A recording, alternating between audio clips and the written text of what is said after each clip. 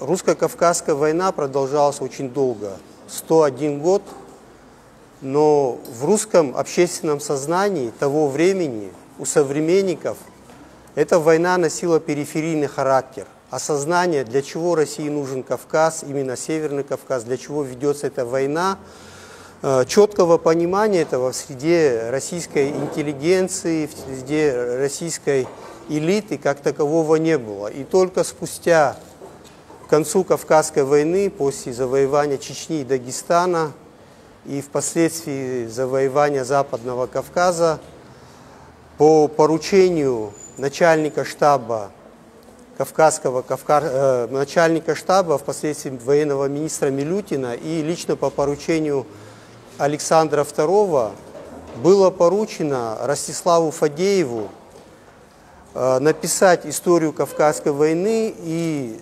обосновать идеологические причины и необходимость этой войны.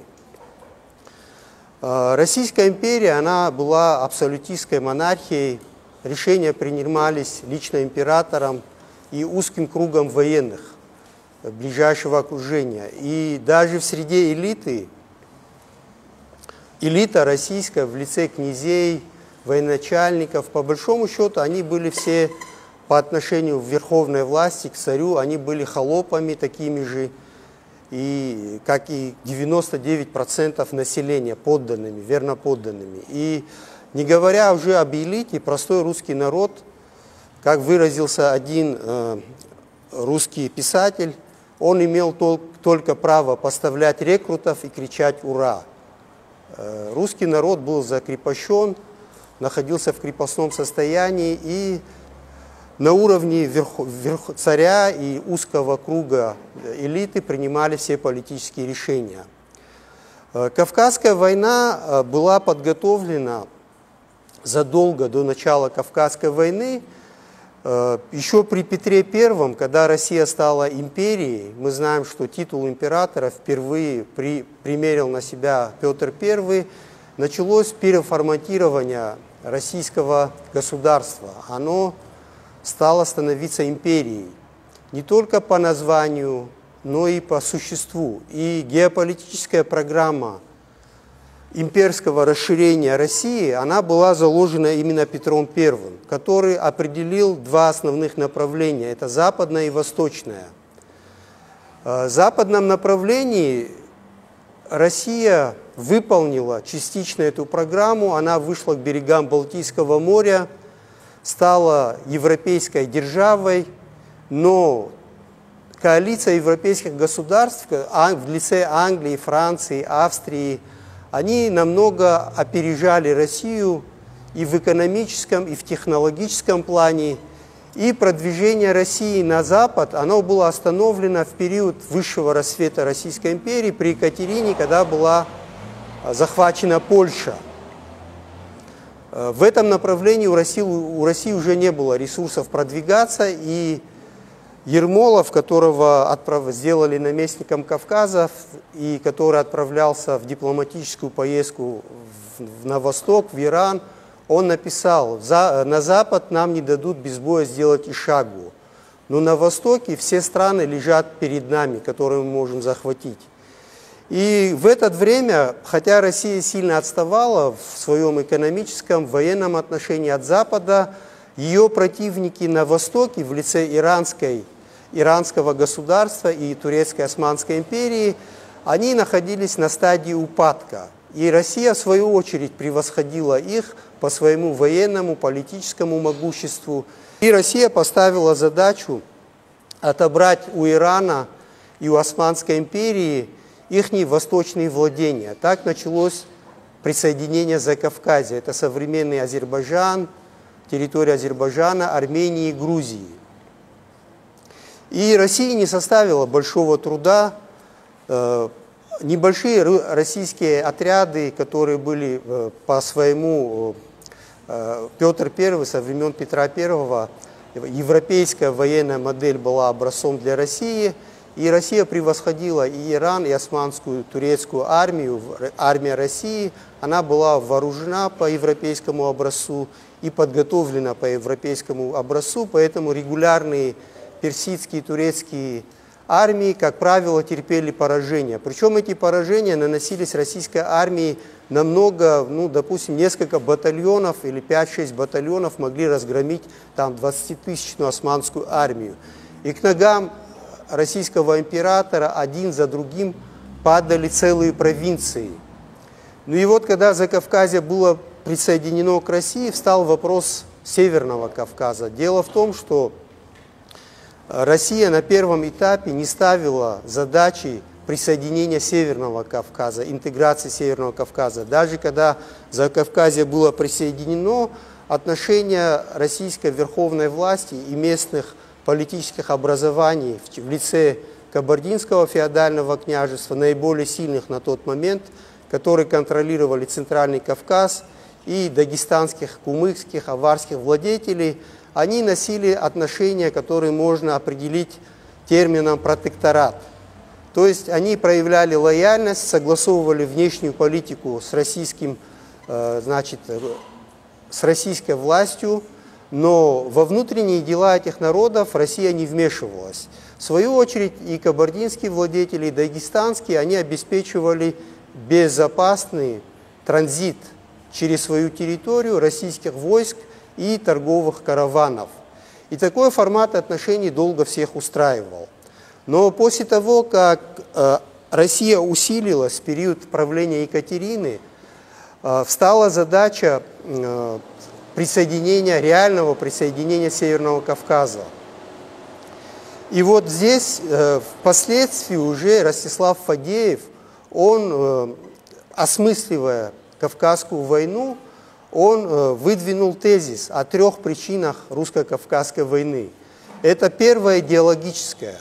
Идеологическая причина, первая это геополитическая. То есть Россия не могла считать себя полноценно не могла считать, что она полноценно владеет Закавказьем, пока Северный Кавказ был независимым. И русские генералы, которые были воспитаны на европейской культуре, и они, ученики, как сказать, Наполеона, европейской военной науки, они считали, что захватить Северный Кавказ, покорить горские народы не составит российской регулярной армии никакого труда. Они относились с точки зрения европоцентризма, что горцы – это дикари, хищники, что кроме того, как угонять лошадей, крать табуны у казаков, они ни на что не способны. И был тезис, что 2 русских полка в течение 2 лет покорят Северный Кавказ. Эта фраза, вы помните, перед штурмом Грозного 31 декабря генерал Грачев сказал, что 2 полка десантников и 2 часа мне достаточно, чтобы захватить Грозный и покорить Чечню. Такая же иллюзия была и русских генералов. И покорение вообще Кавказа началось с Кабарды. Почему с Кабарды? Потому что, во-первых, Кабарда контролировала пути коммуникации между Закавказьем и, и уже присоединенной территорией, современный Ставропольский край. И, кроме того, под влиянием кабардинских князей находились народы Центрального Кавказа в лице осетин, абазин, балкарцев, карачаевцев. И надо было именно здесь установить русскую юрисдикцию, чтобы остальные народы, уже смотря на Кабарду, чтобы уже это было примером. И это покорение началось в 1763 году с покушением на территориальный суверенитет Кабардинского княжества. Дело в том, что кабардинцы – тот народ, который очень рано познакомился и вступил в контакты с русским государством со времен Ивана Грозного. Они были представлены в высшей элите постоянно, до Петра I включительно. 2 представителя кабардинского рода черкасских были представлены в Боярской думе. Огромное количество представителей было в военной сфере из черкасских кабардинских князей, выходцев из рода Идаровых. Долгое время они возглавляли Казанский приказ, это современное Министерство иностранных дел, военные приказы возглавляли. И до сих пор в Москве, вы знаете, есть Большой и Малый Черкасский переулок. Это резиденции были князей черкасских. И нельзя сказать, что кабардинские князья не понимали, что, вступая в столкновение с Россией, что их силы несоизмеримы. что нет никаких шансов одержать победу в этой войне. Но тем не менее, как никогда, несмотря на все княжеские междоусобия, противоречия, когда крепость Моздок была построена на территории Кабарды, они все объединились и выдвинули ультиматум российскому правительству с требованием снести крепость Моздок и уничтожить вот эту Моздоко-Азовскую кордонную укрепленную линию, которая была построена на кабардинских землях. Почему именно Моздок, почему они так принципиально встали против и стали ультимативным требованием кабардинских князей снесения крепости Моздок? Дело в том, что когда Россия была союзной с Кабардой, когда они вместе отстаивали, кабардинские князья воевали с крымскими ханами, с Османской империей на стороне России, у них были как бы совместные интересы геополитические, и они иногда сами предлагали построить крепости на своей территории, но это делалось с их разрешения. А теперь без разрешения кабардинских князей на кабардинских землях была построена крепость Моздок. И они сразу поняли, что это первый шаг покушения на их территориальный суверенитет. Следующий шаг будет это лишение их политического суверенитета. Но, понимая несоизмеримость своих сил, они решили этот вопрос урегулировать дипломатически. И с 1763 года около 7-10 посольств было отправлено в Петербург с кабардинскими князьями, которые требовали уничтожения крепости Моздок.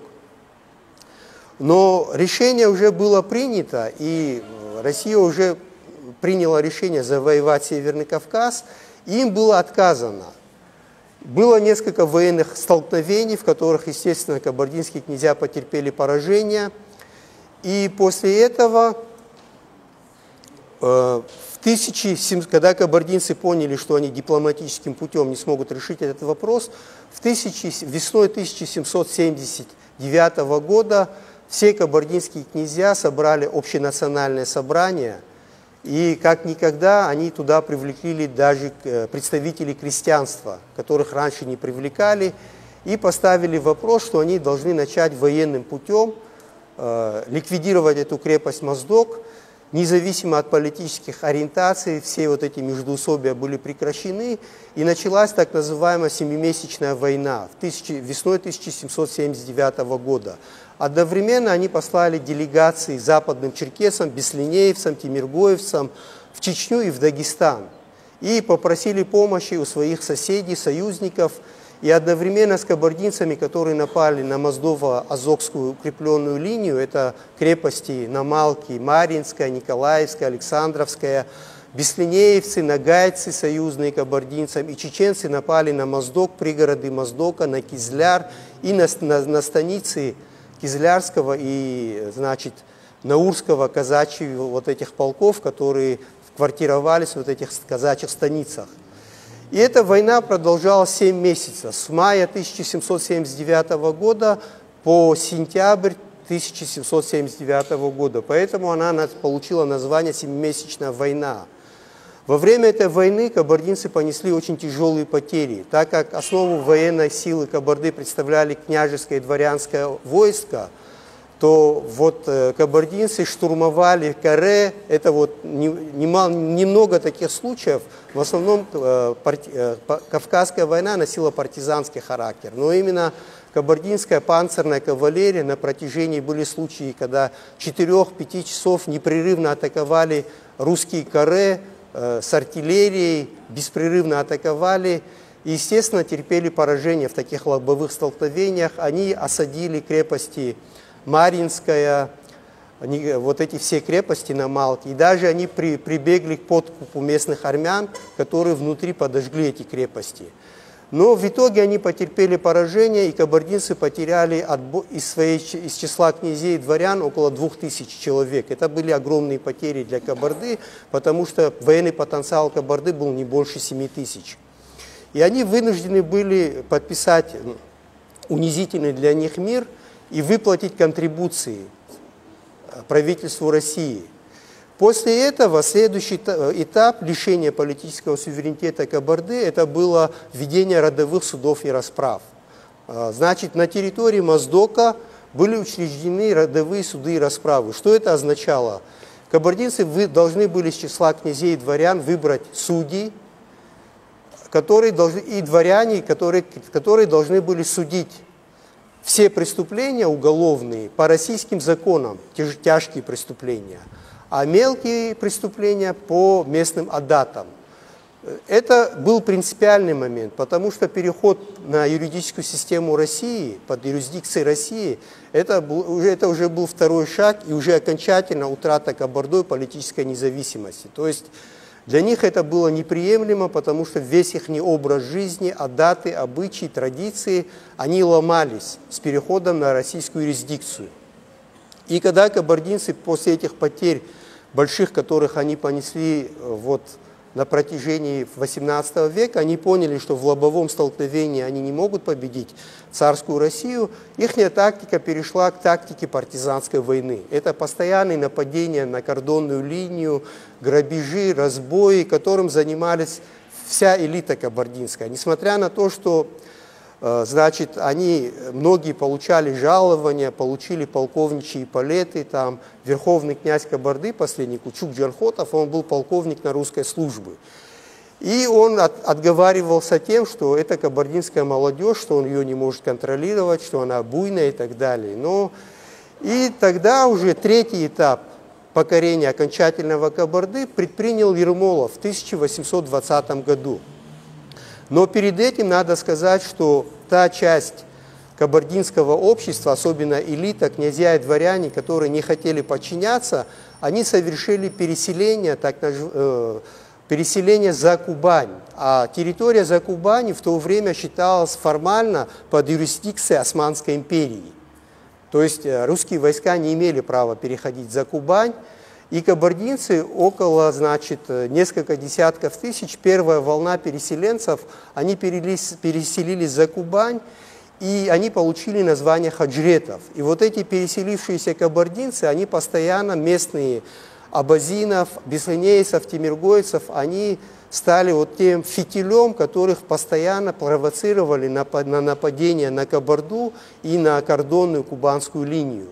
То есть они были во главе всех набегов, нападений, потому что они им говорили: сегодня решилась независимость Кабарда, следующими будете вы. И они просили их помощи и поддержки. И во многом они провоцировали эту закубанских черкесов к военному противостоянию с Россией, хотя те формально находились под протекторатом Османской империи. И в 1820 году, когда Ермолов в 18 году был назначен проконсулом Кавказа, 2 года он посвятил Чечне и Дагестану, где он начал строить укрепленные линии, и он смотрел, закрыл глаза эти на кабардинские набеги и разбои. Он хотел завершить эту постройку укрепленных линий в Чечне, но он писал: сейчас разберусь с чеченцем и окончательно решу вопрос с кабардинцами. И в 1820 году сама Кабарда, до этого она была по периметру, вокруг Кабарды были построены эти укрепленные линии, но внутри Кабарды этих укреплений не было никаких. Ермолов ввел войска в Кабарду и поставил крепости на всем протяжении Кабарды, начиная от Малки до Владикавказа, в центре Кабарды. И на выходе из всех ущелий он поставил крепости и потребовал от кабардинцев непокорных выселиться из горной равнины под контроль военной администрации. Естественно, кабардинцы понимали, что и был учрежден Верховный Кабардинский временный суд в Нальчике, который все вопросы, уголовное право, обычное право, крупные преступления, которые уже решались по русским военным и юридическим гражданским законам. Это было, как говорится, гвоздь в гроб независимости Кабарды окончательный. И в это время, до этого была чума, холера, которая искусственно была занесена в Кабарду. К этому времени с 300-тысячного населения Кабарды в результате этих карательных экспедиций, чумы, холеры, население Кабарды составило 60 тысяч. И из этих 60 тысяч, 30 тысяч остатки непокорных кабардинцев бежали за Кубань. Окончательно переселились туда, и в Кабарде осталось 30 тысяч населения. И так продолжалось до 1829 года, поражения в русско-турецкой войне. Она подписала Адрианопольский мир, по которому она передавала все побережье Черного моря, Черноморское побережье между Кубанью и Черным морем, уступала как бы России. На самом деле Турция никогда не владела этими территориями, и те крепости, которые были на Черноморском побережье в виде Анапы, Суджук-Кале, они там находились только потому, что им дали разрешение на это местные кланы, черкесские князья, с тем, чтобы они были заинтересованы в торговле с Османской империей, и они им разрешили построить крепости. Но формально, юридически, Россия уже имела право для завоевания Западного Кавказа от Кубани до Абхазии включительно, потому что Абхазия в 1810 году она поступила под протекторат России, стала как бы княжеством. Но вот эта территория, где жили непокорные черкесы, Россия имела право, не оглядываясь на европейские страны, на Османскую империю, завоевывать ее. И здесь вот я возвращаюсь к Фадееву, помимо вот этих геополитических мотивов, то, что России было необходимо, крайне важно, чтобы закрепить за собой Закавказье, юридически и полностью, фактически Северный Кавказ поставить под свой контроль. Кроме этого, среди идеологических обоснований завоевания Кавказа было два фактора. Это цивилизационный, то есть Россия считала себя представителем европейской цивилизации, и она считала, что она не несет цивилизацию кавказскому народу и всему Востоку. В лице России европейская цивилизация. И это оправдывает и завоевания, и потери, и все остальное. И второе – это фактор религиозный. После того, как турки захватили Константинополь, и Византия пала, Россия считала себя преемником Византийской христианской империи и защитницей всех православных народов в лице армян, грузин и балканских народов, и она считала своей миссией. И Петр I в своем политическом завещании, он завещал именно захватить Константинополь, Стамбул, сделать его опять Константинополем, сделать Черное море внутренним российским морем. Это была его программа реальная, которую он в завещании оставил всем последующим царям и правителям России. И кроме того, он завещал им выход к водам Индийского океана. Это была реальная задача его, которую он как политическое завещание оставил своим преемникам. И надо сказать, что Россия могла бы выполнить эту задачу. Дело в том, что Россия потеряла на Кавказе 100 лет. Ежегодно на Кавказе погибало, по свидетельству Чернышова, статс-секретаря российского правительства, 30-40 тысяч солдат погибало на Кавказе, и 1/6 доходов Российской империи тратилась на войну на Кавказе. Россия потеряла на Кавказе 100 лет, и к тому времени, когда в 1885 году, еще я вот хочу вам сказать, чтобы завоевать Северный Кавказ, Россия потеряла 100 лет. Чтобы завоевать Среднюю Азию всю, это современный Таджикистан, Узбекистан, Киргизия, Казахстан, после окончания Кавказской войны, России понадобилось 6 лет. Через 6 лет она завоевала всю Среднюю Азию. То есть вот в военном отношении среднеазиатские народы не могли никакого сопротивления достойного оказать России. И вот им понадобилось 6 лет просто физически, учитывая, что это были пустыни, безводные степи, просто физически российская армия должна была пройти эти границы. И за 6 лет вот эта Средняя Азия после завершения Кавказской войны была захвачена Россией. И Англия на всем протяжении русско-кавказской войны, она понимала, что когда Россия захватит Северный Кавказ, что она дальше пойдет в Среднюю Азию и пойдет в сторону Афганистана и будет представлять угрозу индийским владениям России. Поэтому она всячески провоцировала северокавказские народы, помогала там и политически, дипломатически, чтобы война продлилась как можно дольше. Но это не значит, что здесь воевала Англия или Османская империя. Такое понимание этого процесса говорит о том, что мы отрицаем субъектность северокавказских народов. Бывший президент Абхазии Багапш, он как-то сказал в Москве, что это воевали не горцы, а это воевала Россия с Турцией и с Ираном за Северный Кавказ. Такая точка зрения сводит к тому, что северокавказские народы не обладали никакой субъектностью, непонятно за что воевали. На самом деле наши предки знали, за что воевали. И здесь ни Турция, ни Англия, ни Иран, да, они были заинтересованы в том, чтобы война как можно дольше продолжалась, потому что все понимали, что чем скорее Россия покорит Северный Кавказ, тем дальше она сможет свободно завоевывать новые территории. Но северокавказцы воевали сами, в основном и опираясь на свои собственные ресурсы. Никто им серьезно не помогал. И вот это значит то, что к Индийскому океану выход, это было не просто так. Все империи стремятся к расширению. Российская империя была континентальная, и Петр I видел Россию, Российскую империю, омываемую всеми мировыми океанами. И то, что Жириновский в Верховной Думе, в Государственной Российской Думе несколько раз озвучивал, что русский солдат должен омыть сапоги в Индийском океане, он ничего нового не сказал. Это вековая мечта Российской империи.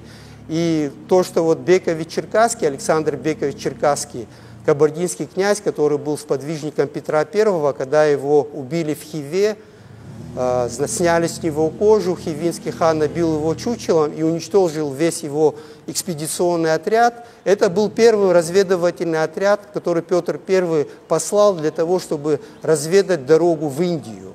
Он туда отправился с разведывательной миссией, с ним были картографы, он сказал хивинскому хану, что он ищет золото, там, ищет географические у него интересы там. На самом деле это был первый шаг к завоеванию Средней Азии. И хивинский хан, естественно, его реакция, он его обманул, и он этот первый экспедиционный разведывательный корпус путем обмана уничтожил, в том числе вот этого Бековича-Черкасского. И экономические мотивы завоевания Северного Кавказа, они были на третьестепенной важности, на третьем плане были. То есть они никакой роли не играли, потому что те средства, которые были потрачены на завоевание Северного Кавказа, это приблизительно, вот просто на содержание российской армии ежегодно тратилось около 20 миллионов рублей, ежегодно. А на переселение всех черкесов, абазин, садзов, джигетов в Турцию, в Османскую империю, на зафрахтование вот этих судов было потрачено 200 тысяч рублей. Понимаете, как дешево и просто был решен вопрос с Северным Кавказом. И теперь, чтобы завершить, это очень длинная тема, почему произошла трагедия выселения именно черкесов, причерноморских абазин, абхазов, поголовное выселение в Турцию. Почему так трагически для нас завершилась Кавказская война, а не так, как для чеченцев и дагестанцев, которых не изгнали со своей родины, оставили на своих землях, просто покорили, но не изгнали. Это связано прежде всего с геополитическим положением, с тем, что черкесы Западного Кавказа и абхазы, они непосредственно граничили с Черным морем.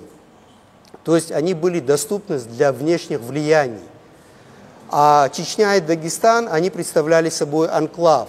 В случае новой войны какой-то, европейской или с Турцией, или еще с кем-то, ни они не могли никак помочь Дагестану, ни Чечня, ни Дагестан, они находились окруженные российскими владениями.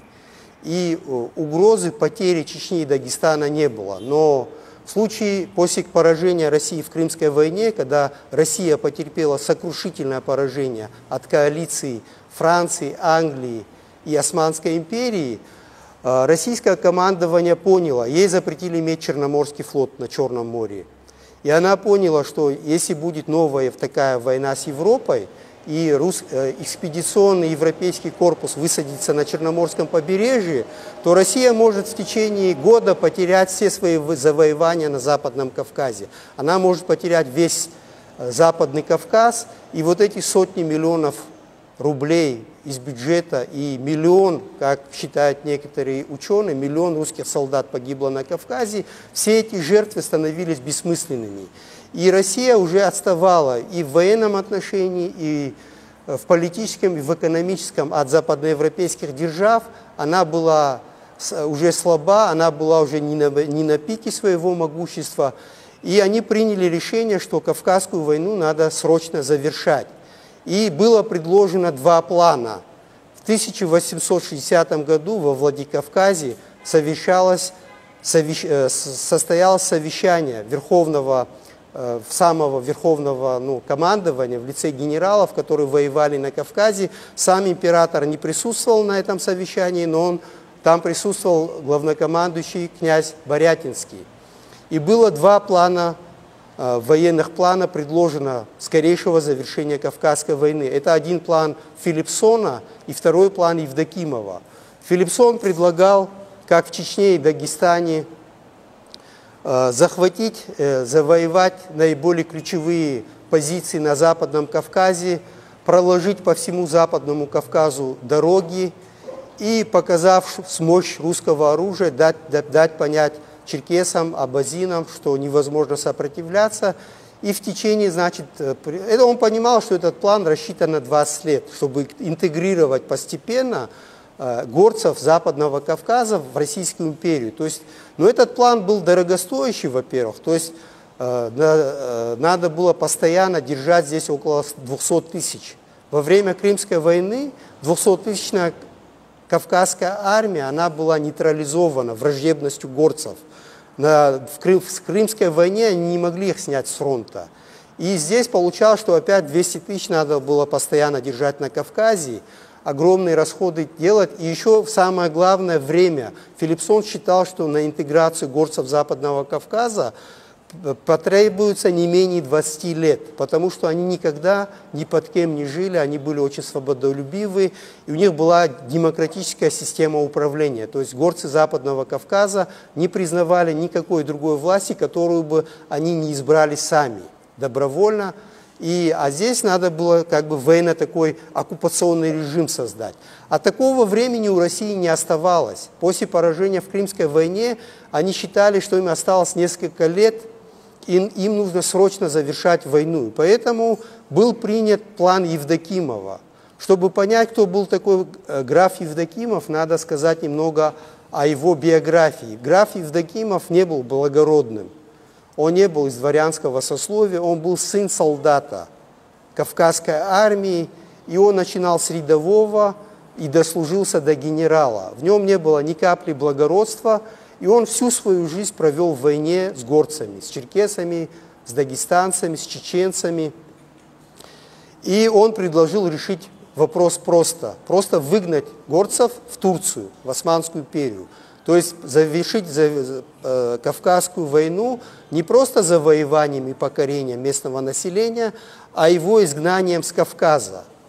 И Борятинский дал ему это право, потому что Борятинский хотел получить лавры, которые не получил ни Ермолов, ни Паскевич, ни другие генералы за 100 лет, которые не смогли завоевать Кавказ, а это был исторический шанс. И надо сказать, этот российский генералитет понимал всю жестокость и бесчеловечность этого плана. И многие на этом совещании выступали против, в частности Филипсон. Он сказал, что это не покорение черкесов, а их уничтожение. И впоследствии был такой консул, Карди, я забыл его фамилию, итальянская. Он сказал, что если мы допустим, что мы завоюем Кавказ и оставим Кавказ без кавказцев, это будет пятном на репутации Российской империи, которая себя позиционировала как европейская держава, которая несет завоеванным странам, колониям европейскую цивилизацию. Если мы это допустим, то теряется смысл этого завоевания. Но по факту получилось так, что горцы были изгнаны с родины, Кавказская война была завершена, но это был по существу, это был акт геноцида и уничтожения целого народа, причем все генералы российские, тоже Борятинский, они были прекрасно образованные люди, они были благородного сословия, и они в это время появилась теория в Германии о том, что северокавказцы, черкесы, абхазы, чеченцы это прародители европейской расы и цивилизации. Почему вот генерал, вот этот ненавистный черкесами генерал Гзас собирал головы отрезанных черкесов и отправлял их своим друзьям, антропологам в Германию. Потому что вот эта теория тогда была развита. И они знали, что эта раса, этот народ, это предки европейской цивилизации. Кавказская война была досрочно завершена. Ну, еще 5 лет после пленения Шамиля, еще 5 лет горцы Западного Кавказа оказывали сопротивление. Но дело в том, что никаких шансов у них не было. Дело в том, что к окончанию Кавказской войны, так как задача была поставлена за 2 года, скорейшее завершение Кавказской войны, Борятинский потребовал 300-тысячную армию, чтобы была брошена на Кавказ. И действительно, на завершающем этапе Кавказской войны на всем Кавказе находился 300-тысячный Кавказский военный корпус. Это и Закавказье, и восточный, значит, правый, левый фланг. И подтверждение в этом находится в том, что за завершение покорения Восточного Кавказа, когда Шамиль сдался в плен, было выпущено ровно столько медалей, сколько участвовало в покорении Восточного Кавказа. Это значит 111 тысяч медалей за покорение Чечни и Дагестана. Через 5 лет, когда было завершено покорение Западного Кавказа, черкесов, значит, Ахчепсо, Садзов, Джугетов, было выпущено ровно 211 тысяч медалей, которые получили от генералов до рядовых солдат. То есть 211-тысячная армия была брошена на завоевание Западного Кавказа, причем война это была сплошная одна военная кампания. Она началась в феврале 1860 года и до мая 1864 года каждый день и зимой, и летом, и осенью, и в дождь, и снег шло продвижение российских войск со стороны Кубани. Их в общем, вытесняли к берегу Черного моря, уничтожались посевы, дома и так далее. И вот ультиматум, еще один момент я скажу, и на этом завершу свою лекцию. Есть такое мнение, что вот горцы сами виноваты в том, что с ними произошло, что действительно им после совещания в Владикавказе в октябре 1860 года горцам Западного Кавказа был выдвинут ультиматум. Этот ультиматум гласил, что до февраля 1861 года, то есть октябрь 1860 года, февраль 1860 года, они должны сложить оружие, и все, кто готовы стать российскими подданными, они должны переселиться на кубанскую низменность. Кубанская низменность – это территория современной Карачаево-Черкесии и Адыгеи. А те, кто до февраля 1860 года не переселятся туда добровольно, то с февраля начнутся боевые действия, и все, кто в этот момент окажется на этой территории, они будут считаться военнопленными. Что значит быть военнопленным? Это значит, что, во-первых, мужчины взрослые с оружием в руках, которые попадут в плен, по российским законам 10 лет их сажают в казематы, в тюрьмы, а их семьи в лице их жен, детей, они выселяются в Россию и раздаются русским помещикам в качестве военнопленных. И это много раз такое было в ходе Кавказской войны. Многие убыхские деревни, которые были поселены в Костромской губернии и так далее, в виде пленных женщин, детей, их раздавали русским помещикам. И со временем они там ассимилировались. Я вам такой пример приведу. Когда вот Шамиль руководил защитой аула, значит, Ахульга, двухмесячной, когда он ушел из окружения, там было пленено 1500 дагестанцев. Мужчины в основном погибли, но те, которые попали в плен, их всех осудили на 10 лет в казематы. Но вот эти женщины и дети дагестанцы, они были розданы и расселены по всей России. И Шамиль в течение всей Кавказской войны, и он не смог найти их концов. Малолетние вот эти дагестанские дети, 10-12 лет, их определяли, их крестили, определяли в школы кантонистов. Это как бы военные училища, типа, и их крестили, естественно, они теряли связь со своей родиной, они обрусевали. женщин, девушек, молодых дагестанок раздавали в семьи офицеров, в прислугу, короче.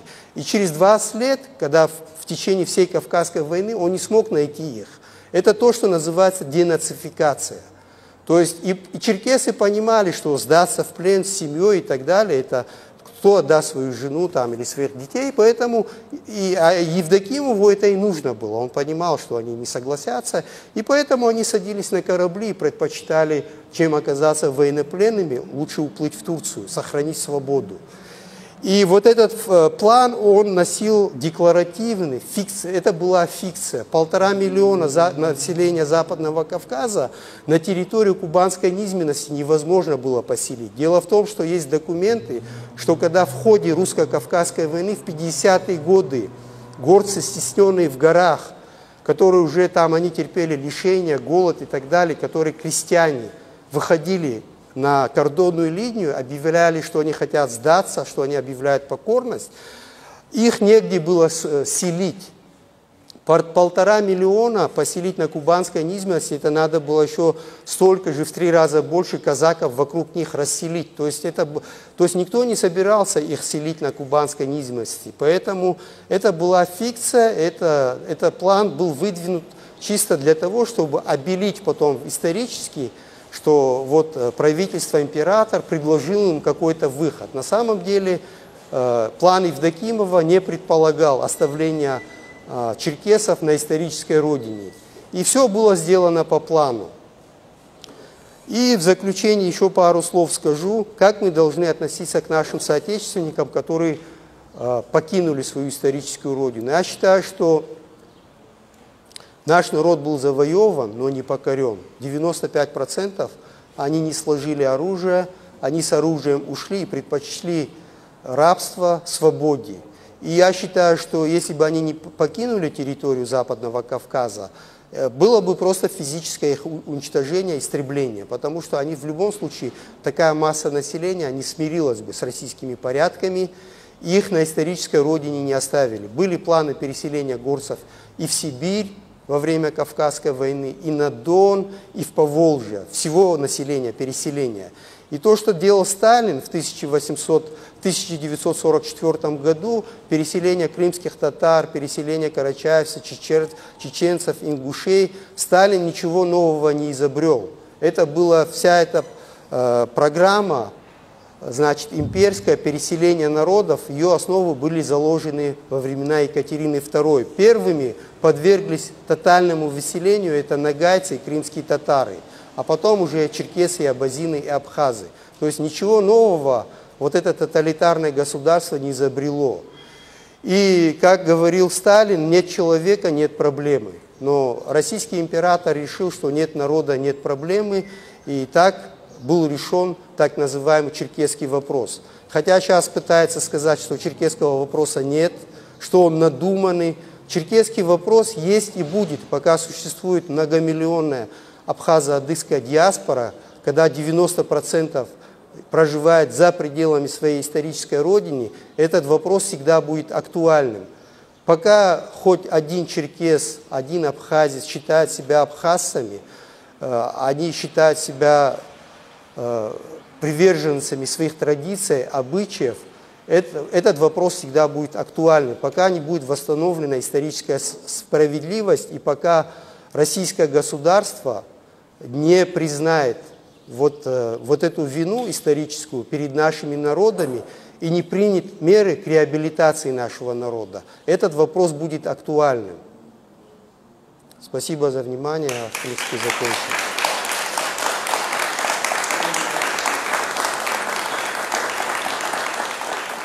Я вначале говорил, что осознание в период, в начале, в середине и даже в конце войны со стороны идеологов Кавказской войны, элиты России не было понимания, и поэтому даже названия не было.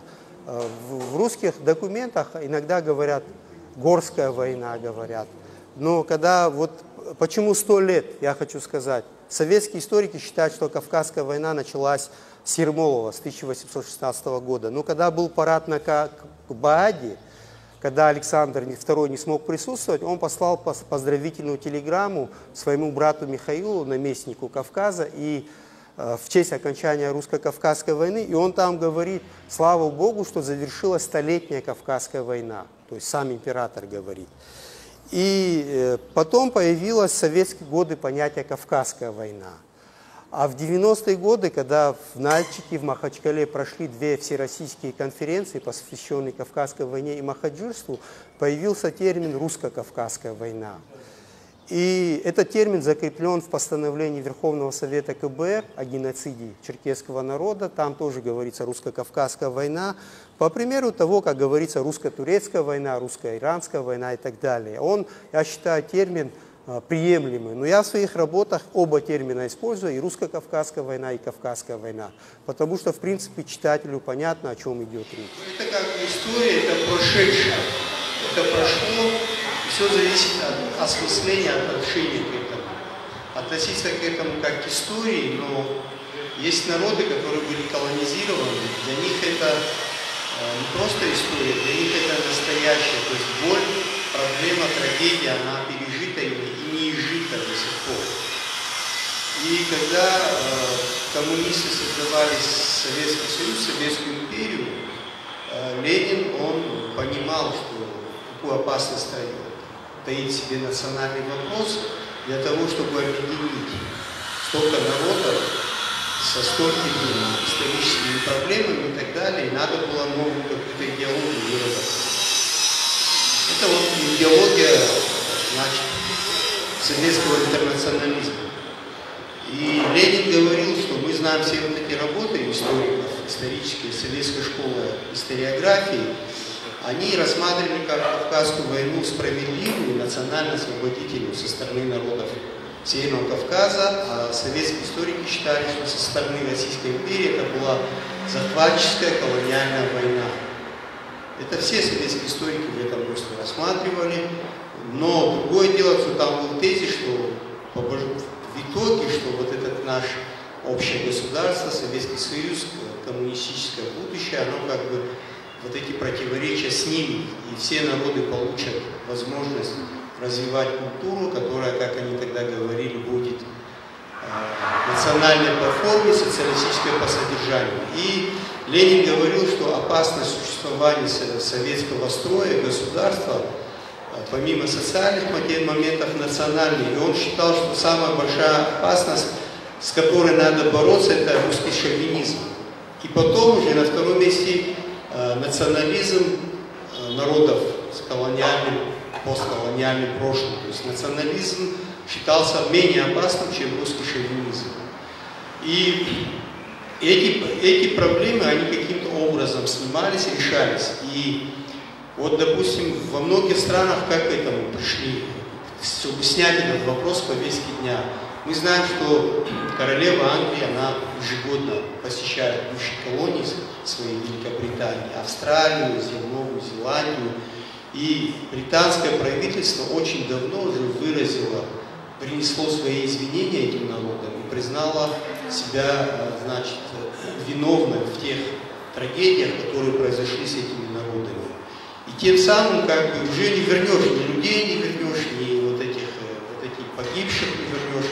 Это моральный момент прежде всего. И США, допустим, мы знаем, что они признали, что вот, местное население, что оно подверглось геноциду, правительство США пытается это как-то компенсировать.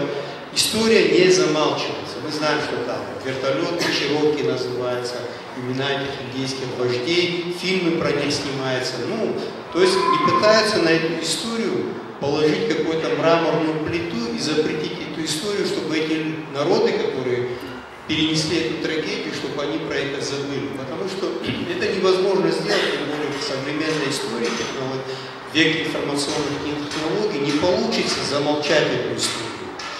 И когда Россия пошла по демократическому пути, попыталась построить демократическое общество, Борис Николаевич Ельцин к 140-летию Кавказской войны он сделал обращение к народам Кавказа, Северного Кавказа, оно есть как бы зафиксировано, в котором он выразил соболезнования народам Кавказа, признал, что эта война была по отношению к ним несправедливой, что это была колониальная война.